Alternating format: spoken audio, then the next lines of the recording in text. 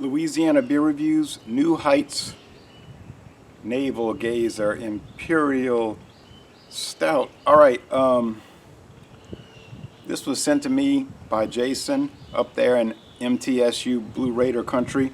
So we have a Navel Gazer. This is the first video review for this Tennessee beer in the world. 9.2% alcohol, 85 international bitterness units. Whoa. I got confused about the letter he wrote me, and he was saying that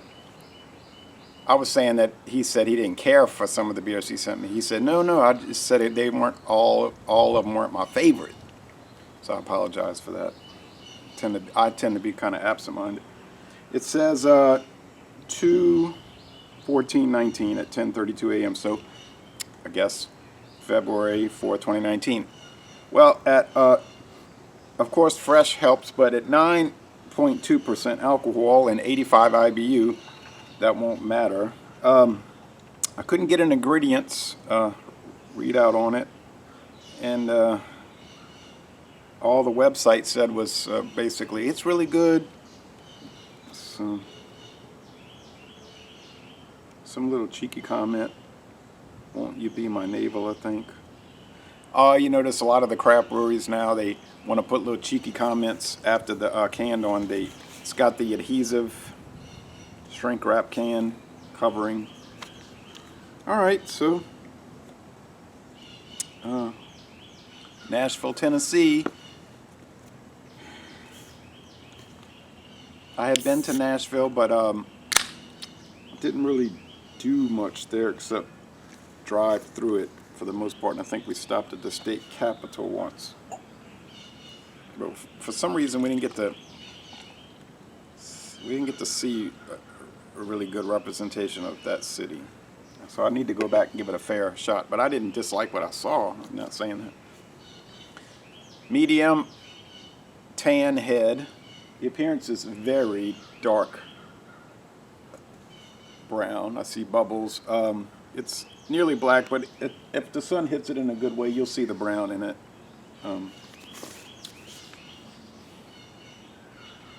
So sorry about the ingredients. I don't know. I would assume dark roasted malts and whatnot. 92 out of 100 outstanding on Beer Advocate. 95 out of 100 on Rate Beer. Except they're saying in the style, Imperial Stout, it's a 56. So they're saying overall it's just fabulous. In the style, it's trash. Rate Beer, boy. 79 out of 100 on Untappd, which is pretty high for them. They tend not to usually have average scores that high. All right. Let's check it out here at 8:30 a.m. on this hot day here in so-called fall, autumn, in the 90s all week. Don't think of October and mid-90s, or even low 90s, but that's us. High humidity too, and you really get to sweat a lot. Dark roasted malts, almost like very creamy coffee in the aroma as well.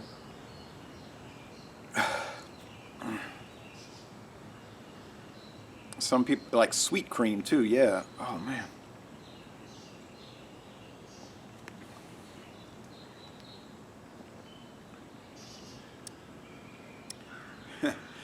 Rich dark malts, chocolate, coffee, dark roasted coffee, creamy, sweet cream coffee. Very dark brown bread crust. 85 IBUs doesn't seem to be that high. It might build, but a lot of times the 85 IBUs with these imperial stouts will come from like the burnt aspects, like you burn something and has that bitterness. I'm not picking up any burnt character. That's good. That's really good. No acrid ashtray, cigarette ashes, nothing like that. High medium mouthfeel. The roast is coming through at the bottom of the taste, but not burned, and that's something, especially with the dark black lagers, that's something that the brewing companies don't seem to be able to oftentimes get around, is that burnt acrid taste.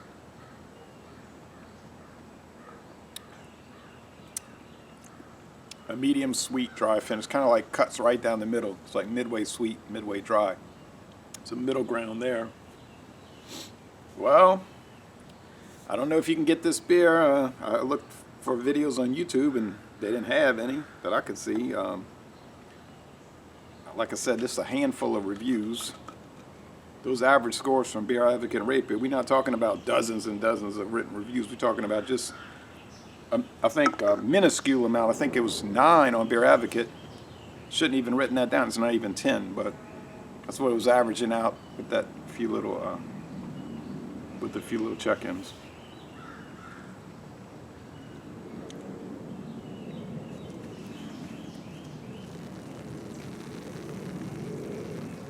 Is this one of the best imperial stouts I've ever had? Actually, it is. It really is.